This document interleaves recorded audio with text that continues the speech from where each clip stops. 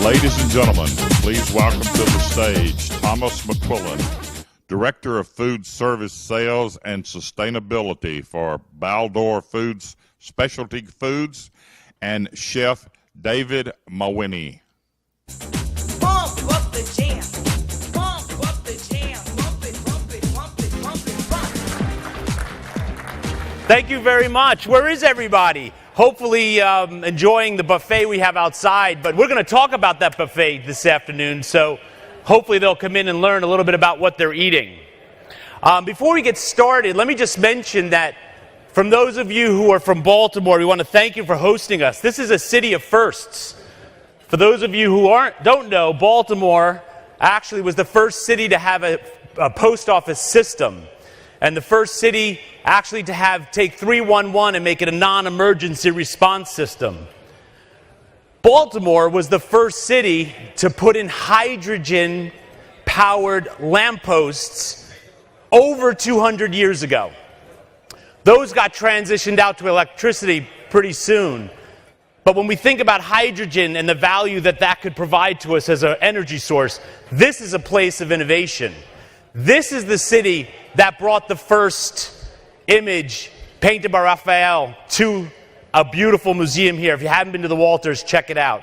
And maybe this can be the first city that goes zero organics to landfill. So let's help Baltimore understand how that could be possible. We're going to take you on a journey today through this food on how we can get to zero organics to landfill. Too many excuses for too long. This is Chef. Are we ready to go? Don't know. My name's David Mawhinney. I'm the culinary director at Haven's Kitchen in New York. Just a little bit, if you're in the New York area, definitely come check us out. We're a three-part business, so we have a cafe and an event space, which is fantastic, and it keeps the lights on. But what we're really passionate about is our classroom. So we do recreational cooking 6 nights a week, where people just as yourselves can come and really brush up or learn your cooking. And we find that's the best way to kind of get this sustainability, and getting people back cooking at home is probably the best thing we can do for these systems. So that's where we put all our focus and our mission on. And my name is Thomas McQuillan. I'm the Director of Food Service Sales and Sustainability for Baldor Specialty Foods. We are a regional distributor of produce and non-produce food products. We own a facility called Fresh Cuts, where we process 1 million pounds of produce a week. That produce generates about 150,000 pounds of other food products that we refuse to call waste. We refer to it as Sparcs. And there goes the sparks flying. Let's watch a video that should frame our thinking today. We got to move quickly. We have 40 minutes. Enjoy the video.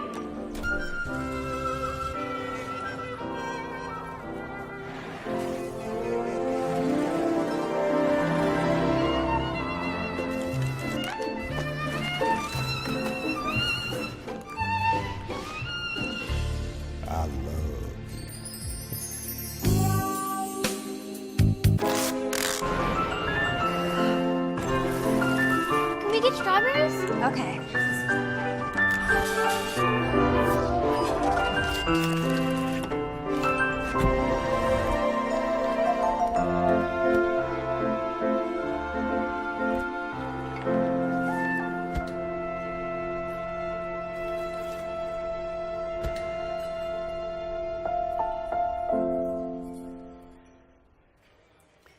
How many of you have seen that video?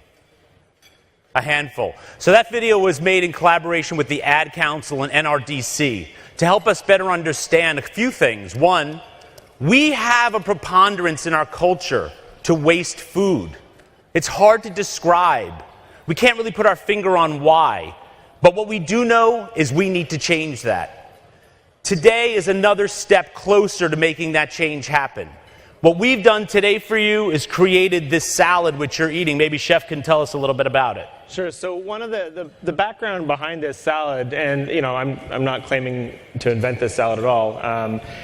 It's been going around for a long, but it's really using the things that we would definitely, and I don't want to use the W word in front of Thomas here, but no W word. what you would normally throw away, or even better, compost, if that, if we can put that, if we can rank those. So what we're doing now is we're taking all those vegetable peelings that have been cleaned. There's a lot of nutrients actually in the skin of, say, a carrot per se. A carrot, the skin of that's going to keep all the nutrients there because that's the protection of the carrot. So it's going to put a lot of the worth of the carrot in the peel. What do we do? Same thing with potatoes. What do? We scrub them, we peel them, and we throw that peel away, or hopefully compost it in the very least. What we're doing now is we're taking these and we're cleaning these and we're putting them back into salad. So as a chef and as a financial with a financial bent, I'm now not throwing 10 to 20% of that waste out right away where I can't make any money on it. So automatically there's a financial incentive for this salad, and everything from the hearts of the celery, the outer leaves of cabbage, lettuce, the peelings of all the different vegetables you put in there now are incorporated in that. So I won't do a raise of hands, but now everyone can safely say they're involved in food waste because you're eating this salad. We actually got to work with the chef of this facility in creating this meal, and one of the good things about it, and made my job and Tom's job a lot easier, was no problem, we can do that. That'll help make my food costs, that's not going to be a problem. Chefs already have that mindset of doing this. This is just another way of helping it out. So what a collaboration. We took this wonderful chef from the city of New York, our executive chef here, Josh Destenfeld, and together they created a menu today for you that incorporates food products from this facility that otherwise would have been wasted to create your lunch today. So we're talking about things like the tips from their fillets that they had an event here, which was saved to make you the Jamaican stew. Or the salad is a second cut from a local farm. The pasta you're about to eat, which Chef is going to walk you through that process, he collaborated with Chef Josh to create a pasta utilizing what would have been wasted food, using parts of the vegetable that you might not imagine usable. So I'm going to go through these slides very quickly. I'm not in the hauling business. This is not what we do. But I think that this has got to become something of the past. When we think about sustainability at Baldor, we think about the value of all of our assets under our control and how do we glean the greatest value. Well, one way to glean value out of the assets under your control is not to send them to landfill. It's to utilize those products and create food items that are edible for human beings or potentially animals in our instance. This slide is very old, but it depicts for us an idea, a concept. What are the parts of this wheel, this pie, that we can no longer send to landfill, that we can repurpose and reuse? And for all of us, Baldor included, our solutions are unique to us. So we need you. We need you to offer to us leadership and show us how we, as an individual organization, privately held company, U.S. corporation, come up with these kinds of solutions. I want to move through these very quickly. This slide I actually took on a visit to a culinary school, and I took this slide on purpose to show the chefs that were being trained all the food products that day that could have been repurposed or reused. There are lots of solutions. I don't want to spend time thinking about this because we got started a little bit late. We're going to meet afterwards. We're going to be available for questions. But let's just suggest that there is no reason why food should ever go to landfill. And if you're a production company like we are, you need to figure out a way to put 100% of that food to work. And it might be a wastewater system. We may have to depend on our hauler to bring that food to another location. But in no instance does food go to landfill. A year ago, I spoke at an event, the ReFed launch. If you're not familiar with ReFed and you really want to understand solutions to food waste reduction, take a look at refed.org, refed.org. And one of the things you're going to see is a solution to reducing the amount of food that would potentially go to landfill. But at that conference, I heard things, and I heard them today. 2030, forget about 2030. We need solutions today. And I left that meeting, and I said at that meeting, Baldor Specialty Foods will be zero organics to landfill in 2016. And I was told that that's not possible. Well, guess what? On November 9th, 2016, Baldor Specialty Foods became a zero organics to landfill company. And the solutions are thank you. The solutions vary. We have composting. We have anaerobic digestion. Those solutions that work the best for you, we need to work with you folks to come up with those solutions. And of course, feeding animals. I want to get to chefs, so I'm moving quickly. The slide you just saw before that, the cows eating this grain mash, whatever this is. When we think about the digestive systems of our animals that we're trying to grow, those animals need to eat food products that they can actually digest. When was the last time you bellied up to raw corn and felt good about it? We need to feed our animals food products that they can actually consume.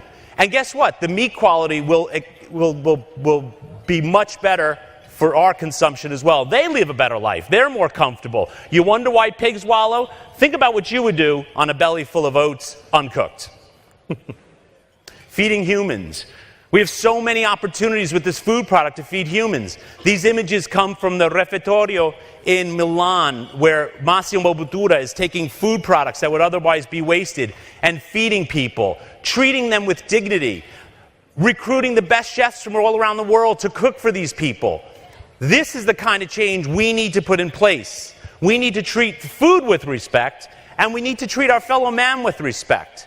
This is a great solution that is scalable, and it's our challenge to find opportunities to bring everybody on board, all the people in our community.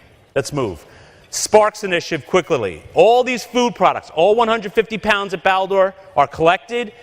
Some of them we sell to Chef, and he makes products. He's going to talk a little bit about that. Some of them we feed to animals, but in no instance do they go to landfill. This is a dried vegetable blend. We took 20 vegetables from our production line, 20 Sparcs. We dehydrated them. We made this dried vegetable blend. We solicited the help of students at Drexel University's food lab to create these delicious food items that you see here. The winner was a chicken thigh dredged in the dried vegetable blend, coated with flour, deep fried, and served on this biscuit, which also incorporated the dried vegetable blend. The idea here is to utilize these food products we used to see as waste and incorporate them into the food that we deliver. And imagine this as a solution to the food insecure folks that live among us. You're talking about a nutrient-rich dried vegetable blend, which is 14% protein, packed with phosphorus, ash, vitamin C and A, and all the things that these food insecure desperately need. We create juices. They're available to you here in Baltimore. We distribute them through our DC location. Misfit Juiceries takes remaining carrot tops and other vegetables, the romaine core, and they're juicing them, making these juice. So we don't have to send this product to landfill. We can take it and make something out of it. Let's get to zero. We can't use 90%, 95%. The answer is zero, because then the solutions are measurable. If you no longer send food to landfill, then you don't have to worry about saying, well, we're 95% diverted. You know you're diverted. And those solutions are in our hands. Wasting less. Take a look at this. Chef and I were on the Today Show a few months ago. You may have seen this. We thought you might enjoy it. That's growing fast. Craig, good morning. Good morning, guys. Every year, Americans waste almost as much food as they grow, but one company is trying to change that scrap by scrap. There's a movement simmering inside this stock, and it's made from the tops and trimmings of discarded produce. Business as usual at New York City's Haven's Kitchen, where soups, sandwiches, pastas, and pestos are cooked up from scratch with scraps. Well, one thing we're seeing is chefs and the restaurant industry utilizing waste and putting those scraps, things that most people throw away, into the foods that we eat. From farm to fork to fill, every year, American consumers throw away $165 billion worth of food. That's 40% of what's grown for human consumption. But at Baldor, one of the Northeast's largest produce distributors, they're flipping around the word scraps and turning it into sparks of opportunity. Thomas McQuillan is the company's director of sustainability. When we think about Sparcs, we think about any food product that results from production. Carrot peel, the core from cabbage, the outer leaves of the romaine. Each week, 150,000 pounds of Sparcs are generated from Baldor's Fresh Cuts operation and sent off to find new homes. A win-win for the bottom line and the environment. At Washington, D.C.'s Misfit, 75% of their 5 juice varieties are cold pressed from Sparcs peelings and flawed produce. Doublebrook Farm in Hopewell, New Jersey receives bi-weekly deliveries. And while Baldor is a leading force in the quest to reduce food waste, they are not alone. In Northern California, Imperfect Produce delivers rejected fruits and vegetables like these to homes and offices in the Bay Area. Watermelon Water, which attracted investor Beyonce in 2016, squeezes sunburned and scarred melons into a hydrating fruit drink. And across the pond, Rubies in the Rubble turn blemishes into relishes. I encourage home cooks to take all those scraps, put those in a bag, in a freezer, and then you can make sauces, you can make stocks, and you can make beautiful gratins. All the scraps have nutritional value in them. So as of this month, Baldor is zero organic to landfill, which means none of its organic waste will make its way to landfills, a trend that they hope will catch on with their competitors as well. It's a great idea. What do you think? Is that not cool? What are we doing here? Let's make some change happen. Chef. I want to back up just for a second. The first time I met Thomas a year and a half ago now. Yeah. Comes to Haven's Kitchen, famished because he was running late behind a meeting. We had to feed him. I knew this was going to be a great relationship. I always have to eat. And he gives us, he's like, he told us how he met his wife and all this. I'm like, this guy's amazing. What's going on here? He's like, we're doing this initiative now with Sparcs. This is fantastic. It's costing me 10 cents a pound. I love that. I'm perking up already. And then he's like, all right, so, how many 1,000 pounds you want? I'm a tiny little cafe in New York. I can take maybe 25, 30 pounds. So it didn't work. Shocking. Crazy. He comes back to us a little later. He's like, guys, I solved the problem. I found animal feed. Now he's selling it to an animal purveyor and a hauler as well. All of a sudden, now he can take care of the little guys like me because he's fixed the big problem, and now his 10,000 pounds is gone there. I can take my 25, I can take my 30 pounds, that. So what I want to walk you through right now, and this picture is kind of where we're starting. By the way, this picture's up for auction.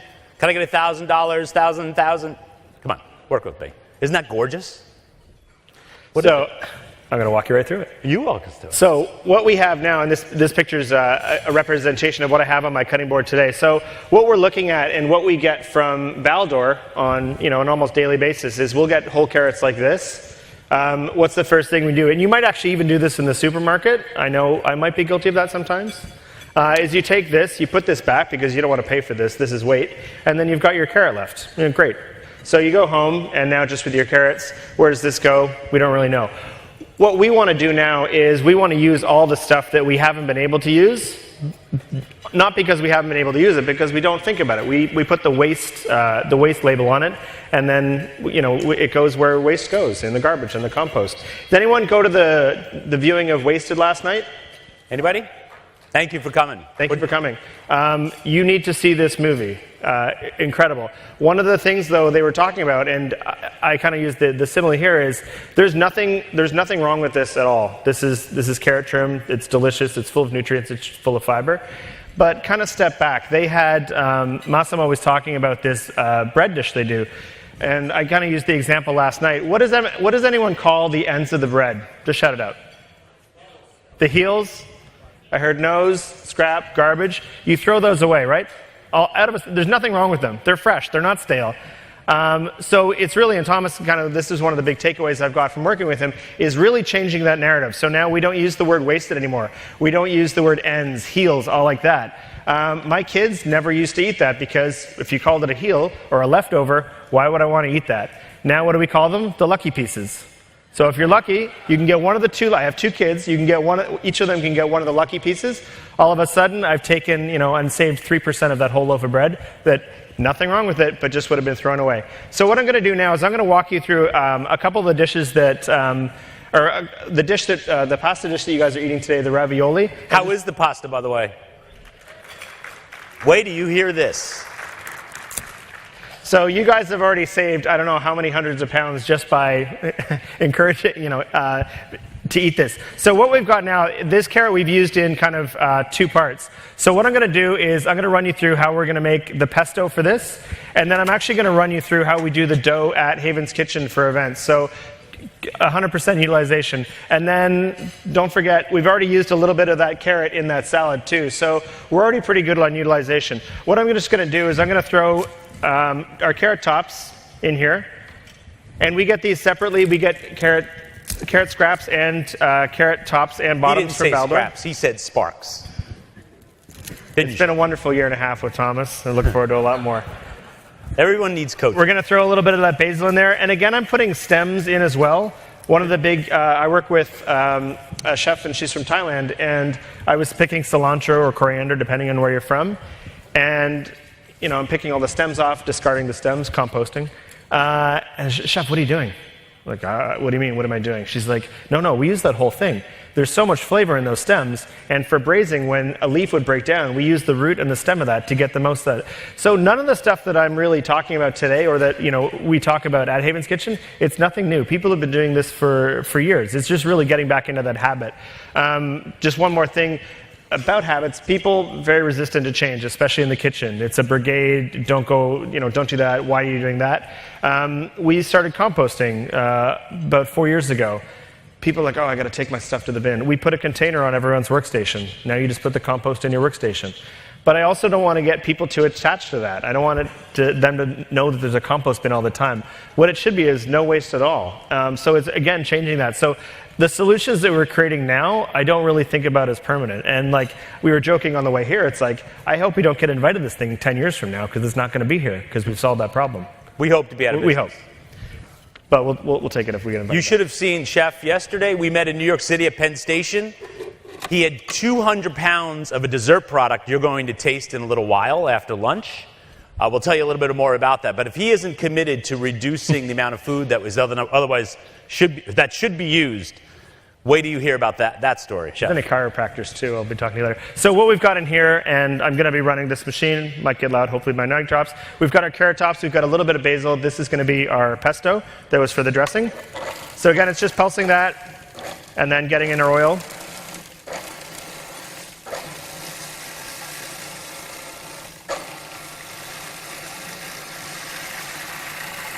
And all of a sudden now, we've got this fiber-rich carrot tops, again, from a cost point of view, a lot cheaper than basil.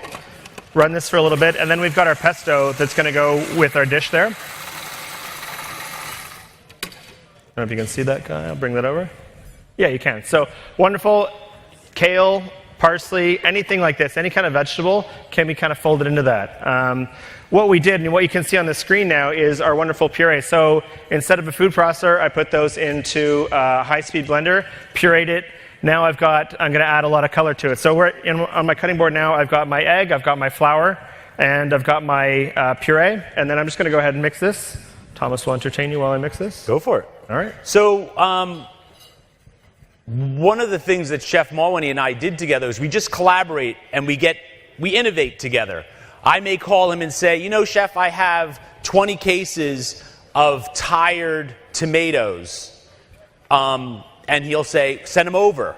We could use them to make the tomato sauce for an event like this. So we get to the point where even though we're identifying vegetables and fruit that may not be retail ready or food service ready, Chef Mulwany and a number of other chefs we work with are incorporating those food products into their daily menus, which is super exciting. If you go to Haven's Kitchen today, you're going to see a whole host of menu items. By the way, they're located at 109 West 17th Street. Please go there for breakfast or lunch. It is super delicious. And you'll always see on their board Sparcs-inspired dishes. So again, in collaboration, we can come up with these solutions together. So as Chef makes the dough, I'll be about I want to show you another photo. These are actually that dough that he's creating for you, made into a mini lasagna. And as you can see, what's incorporated into the dough is that carrot top and basil, as he mentioned. And for those of us who don't want to consume a tremendous amount of gluten, what that does is it breaks down the need for so much gluten in the product. And actually, for some of us who really want to stay away from it or might not digest it well, it could be a good solution because it's incorporated vegetables. And also for our children and for others who don't like vegetables, it's a great way to get them into their diet. So a little bit of magic of television, but this literally was made 20 minutes ago backstage over there. There's a kitchen, don't worry, it's fine. This is what we're looking at. So we've got this nice green product. You can do this with any kind of top. Again, it's getting more fiber into that. I have to use less gluten. Gluten is it's a thing. As a chef, I have to be aware of it. Now what I'm going to do is I'm going to roll this out.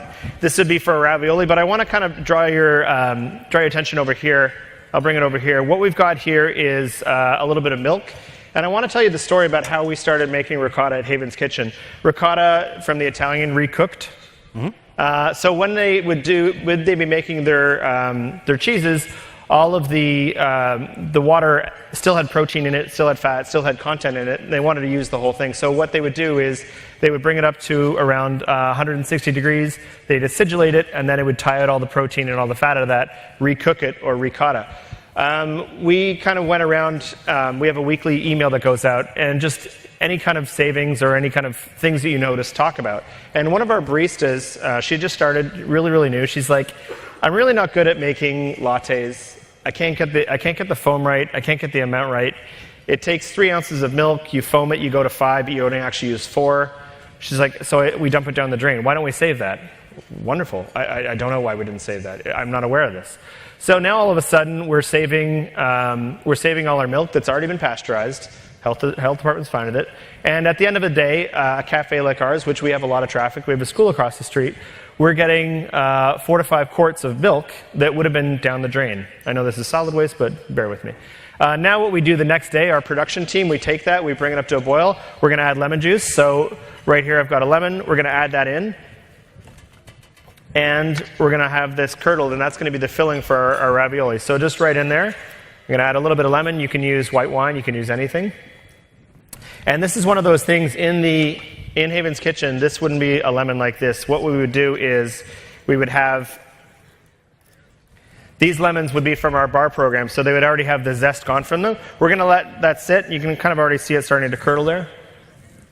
We're going to let that sit for 10 minutes. I'm going to strain it through cheesecloth, which is what it's for, and then we're going to use that to fill our ravioli. So I'm going to roll out our dough here, and then we'll fill it with that, and then I'll show you this whole dish. So you could make the ricotta at home. You don't have to use milk that's sort of aging, as Chef described. You could use whatever milk you would like to use.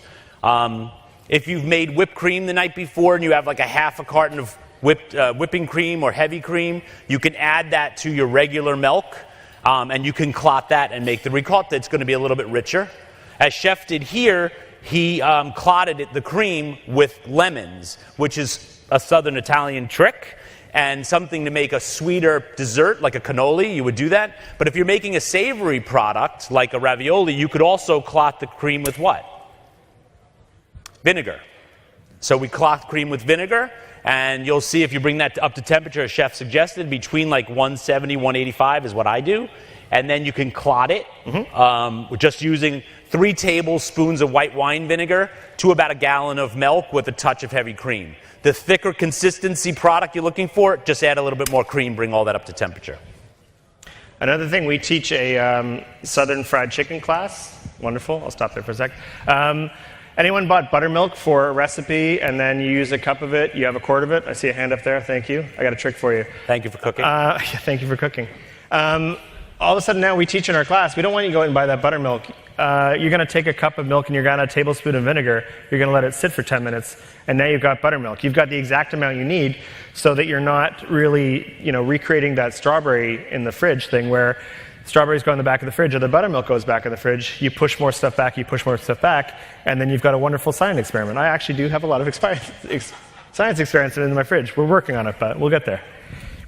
It's one of the reasons we showed you the video before. How often at home do we suggest we need to go to the grocery store when in fact we have 5 meals? And so if you're challenged by that, or if you're thinking, well, I just don't know what to do with this, invite a few friends over. Maybe one's a culinarian, and they could introduce a protein item with everything else in your refrigerator. You can have a lot of fun creating meals. But you most likely have food product that's ready to eat in your refrigerator, and then you can incorporate other things into it. Do you roll the pasta by hand at the shop? No. Maybe not. Okay. I have a $1,500 So you brought this with you? I just left it, yeah. Okay. All right. There's nothing like going through an airport with a white powdered device. By the way, if you get some alarms going. if you're looking to cater an event, they have a beautiful catering space at Haven's Kitchen. And I'm sure Chef would love to make for you that lasagna. There's nothing more beautiful plated for your guests than that showing up at 7 o'clock on a Friday night. So here we go. We've got our sheet of dough. I'm just going to strain our ricotta, and then we'll start filling it with that. So now we've got a little bit of clotting. And I can start spooning that off. And it's one of those things, I do this ricotta at home now. If we've got milk that's close to the expiration date, you're pasteurizing it, you're cooking it again, you're putting that, and again, the whole idea, we talked about it briefly, the idea of an expiry date, it's a little bit made up. But yeah. Go. Smell it. Use your nose. Yeah. That's your best test. If you smell the milk and it doesn't smell good, you don't want to eat it. If the expiration date says September 26th, but you smell and it smells fine, drink up. Enjoy.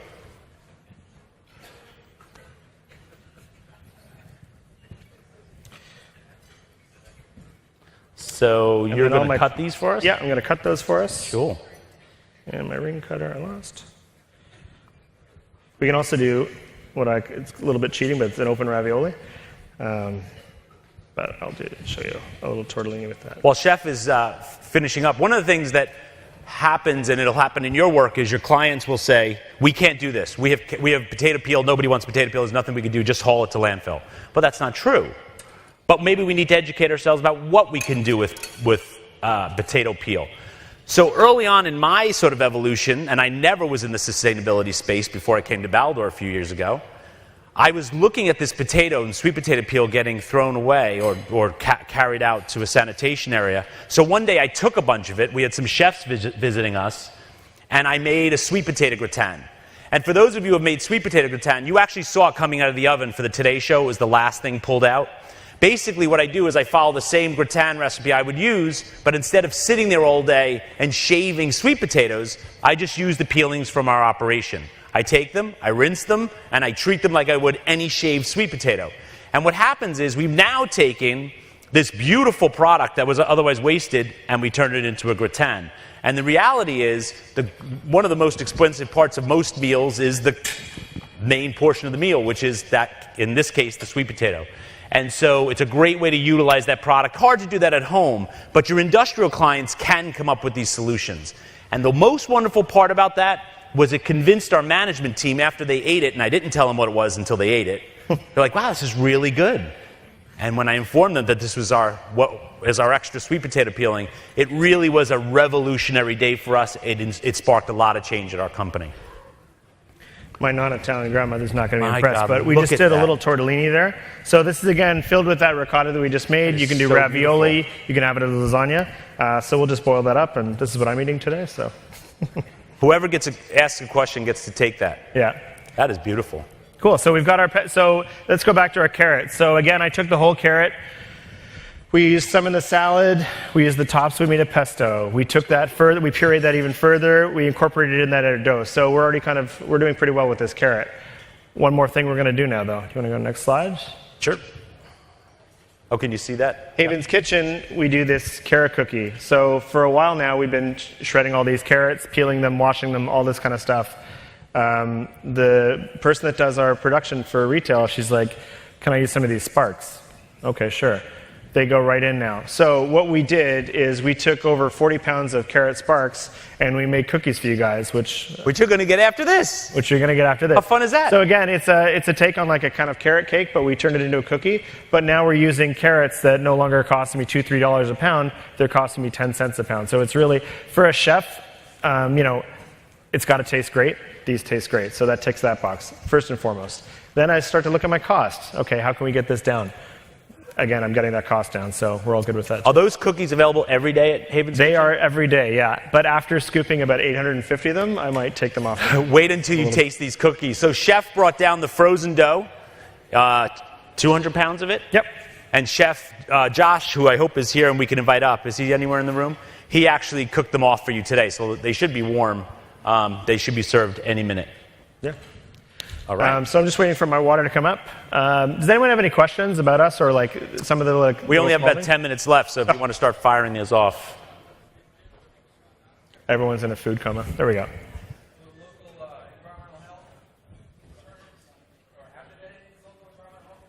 So the question is, have there been any local environmental health concerns? So it really comes down, for Baldor, it comes down to how we treat that product. And in fact, all of our Sparcs are treated no different than the way we treat any of our other products. They're collected, they're cryovac'd, they're date labeled, they're boxed, and they're shipped. They're never at a temperature. Because we treated a food product indecently in the past isn't a good excuse to treat it indecently in the future. And because we chose to cut a vegetable and throw it in the garbage in the past doesn't mean that that food product was ever anything but edible food. What we lost is the innovation around utilizing all of these food products.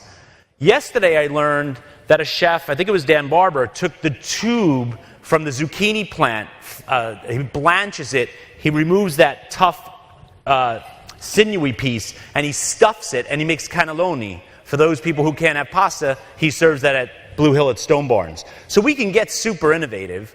Maybe we look at a food product as waste, or maybe we look at it as edible. I choose to look at food as edible, and I hope you will do the same. My one big takeaway, and I hope, there's maybe two things that I hope everyone takes away from this. One is kind of changing the narrative. So don't use to heal, don't use waste as a term when you're describing what is edible food, edible for humans, edible for animals, anything. And then the second is really examine how you kind of shop. I'm a creature of habit being a chef. I go to the shopping, I go to my Whole Foods. I start here, I go around, probably within 10 to 3 ounces, my cart is the exact same thing every week. I know I don't consume the same way every week, but that's the way I shop. Bananas, yes, we need bananas. Meanwhile, I'm forgetting at home that I've got a bunch of bananas that are going bad. So really just, if you can do one thing to change, it's just, even before we get to that cooking thing, it's how you're purchasing. Those choices that you're making kind of trickle down, and then they'll trickle through the rest of what we're doing here. We have some questions. We are facing challenges to check quality of surplus food being collected by us. Is there any rapid test available? So food safety, and the gentleman answered that question, I really appreciate. Food safety has to be number one, but food safety is always number one. So what I would challenge whoever asked that question to think about is, are we treating this food as safely as everything else we treat? Chef touched on it earlier. The peelings of our fruits and vegetables provide tremendous nutrition for us and animals. If you think about that apple growing on the tree, that skin is made for a few reasons in nature. One is to protect the seed that's ultimately in that fruit, so that some animal will be attracted to that beautiful red color, take it to another location, and eventually create another tree. It also, in the process of making that skin, pushes so much energy outward that much of the vitamin exists within that skin. And what do we do as human beings? We take it away. And we wind up eating the fiber-rich portion of the plant or fruit or vegetable, but we deny ourselves all these nutrients. And we're starting to learn that these carrot tops may be the single most important part of your diet. Beet tops, carrot tops, the tops of any plant that grows under the ground. Why? Because those vegetables expend so much energy. The leaf is really just a vessel to bring sunlight energy down to that fruit ultimately, with one goal in mind: create seeds. So let's move on to the next. So I hope I answered your question. And Chef, can you answer this one? Is there a website that gives suggestions for using scraps? Which I forgive the person who said scrap. Who is it? Sparcs. Is there a website that gives suggestions for using Sparcs at home? I'm just reading the last one there. I really believe, we just came out, Havens, this is a plug, I'll admit it. We just came out with a cookbook back in April of this year. And what we did when we were writing those recipes, short answer, I don't have their website off the top of my head, but I'll get to it. Is what we did is we gave suggestions if you don't have this, use this, which I think is really good, and we got to start thinking in that mindset. So if you don't have parsley, try kale, or if you don't have this, try this. So it's really giving people some core fundamentals, but then allowing them to kind of play with that. One of the big things we get is we do a fish butchery class. And every time I say, though, but make sure when you're talking to your fishmonger, what's the best fish for this? So when we give them, okay, sole manure, they don't have sole, what can I do? Well, what's the best fish for that? So really talk and get a relationship with your fish purveyor. This is what I'm doing, how can you help me? And again, just that allows you to experiment a bit more, and through that, you're going to start getting rid of these Sparcs products, or what traditionally would be trim or something. And the best question to ask that fishmonger is, can I take a fish off your hand that nobody wants? I heard last night people don't eat porgies. Porgies are phenomenal. Eat your porgies. Next question, do you currently sell to food banks? We don't sell to food banks, we donate to food banks. I am one of 9 children. You and my mom must be related. You're talking about him, right?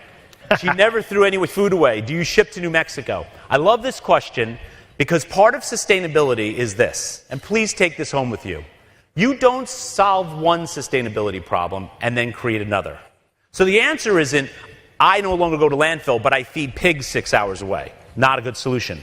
Find solutions close to home. Whoever lives in New Mexico, I promise you, there's a facility, there's a food processing facility, there's restaurants, etc., that have plenty of leftover food where they'd love to find a home. How can we best reach young, busy families to waste less food and help feed food insecure with recovered foods? I'll take the first one first. I think a lot of it is portion control. I cook for my kids at home. I make the same size of stuff. I don't know what I'm thinking. I think it's starting with a lot more, kind of work with portion control there with a little bit like that. Also getting them involved, teaching them where that stuff comes from and where it goes, I think is super helpful, and really getting them involved. Edible Schoolyard is a great example of that in, throughout the country, where they're really getting in kids involved with food from the growing to the composting, all that, so they really understand where that is coming from. Again, you guys have to see this movie, Wasted. It's out in October. They did such a phenomenal job with it. The second part asks, help feed food insecure with recovered food. Let's just talk quickly about food insecurity very briefly. What is food insecurity? For me, hunger, the face of hunger is obesity. We deny ourselves nutrients regularly. We're conditioned to think we don't need them, but we do. We trick our children into feeding them food products that they'll accept from us because they're overly salted, and at a young age, they'll eat those. We need to reintroduce vegetables and fruits to our children at a young age, much more of them. But the food insecurity question it makes me say this. Let's get more produce. Let's get more healthy foods into the bellies of those people that are insecure. That's exactly what they need. We just had a cookie, great, that's awesome. What about pesticides and the concern of concentrating them by using skins as the main portion of a dish? Great question. If you think for 1 second that a fertilizer or some other chemical doesn't penetrate the skin of the peel, you're sadly mistaken. Those fertilizers, when they drop into the ground and it goes up into the apple and it feeds the apple and the skin occurs, we say, wow, we don't want to eat that apple because it's conventional and there's pesticides. I promise you, it's throughout that fruit. So be mindful of that. Thoroughly wash your fruit. If you're concerned about things existing on the outside, thoroughly wash your fruit. Thoroughly wash your fruit anyway, even if you're eating organic. We've got 2 minutes left. Any suggestion on using banana peels? Who asked that question? I love that question. He loves Chef, that you question. want to answer? You want me to answer? Yeah, you answer. Oh, it's my favorite. I can't banana peel. Who asked the banana peel question? You get a prize wherever you are. Banana peel. Massimo Bottura from Osteria Francescana. Anybody? Oh my God. #1 restaurant in the world. In Modena, Italy. If you didn't have a reason to go to Modena, now you do. Massimo Bottura, amazing chef. He opened in São Paulo a refettorio to feed the poor people that were subject to the Olympics, being cast out, pushed away. He created, in one of the poorest communities, a place for these people to eat. When he left Italy, he knew he wouldn't be able to import into Brazil dried meats. He wanted to make a carbonara. He was able to get in one pancetta, which is like an Italian dried bacon. He brought that in. He took banana peel. He roasted the banana peel in the fat from the pancetta and tricked the banana peel into thinking it was pork. He served 150 dignitaries, people that came out to see the opening, and it made them a carbonara. They raved. The pork is so delicious. And it was banana peel. There's lots you can do with banana peel. Banana peel can be wrapped around foods to preserve the moisture inside it. Let's try to challenge ourselves to think about food products and their edibility and not what we've done historically in the way we treat food. This is a great question to finish off on. Maybe I'll let you touch it. So the question is, we'll say bravo. Thank you. Great initiative. How much food waste tonnage has been saved so far since you first started this program? At Baldor? Let's see. Somebody can do the quick math. 30,000 times 300. Anybody? That's how much. However, I hope to think we're inspiring others to make change. Somebody asked me once, will you share this information with competitors? I'm here. I don't know. Maybe there's a competitor in the audience. I certainly hope for my children and their children that there are competitors in the audience, because this is something we need to take very seriously. So we have 35 seconds left. I'd like to thank Chef. He did an amazing job. This was a tremendous amount of work. If Joshua Destenfeld is here, where's Joshua? We got to bring Chef out. Chef prepared for you. He cooked for 1,000 people today. Let me just explain to you that the salad is what's called a second cut salad. You know, when greens are cold, the plant continues to grow. Oftentimes farmers don't like to collect those, so they leave them and then they get tilled under. Chef collected those for you today. Maybe they resembled firsts to you, but they were second cullings from a local farm. The pasta was made by Metropolitan, integrating ingredients, again, that would have been wasted. He made a vegetable peel, carrot top, and several other vegetables, including bruised tomatoes, to make the sauce on that today.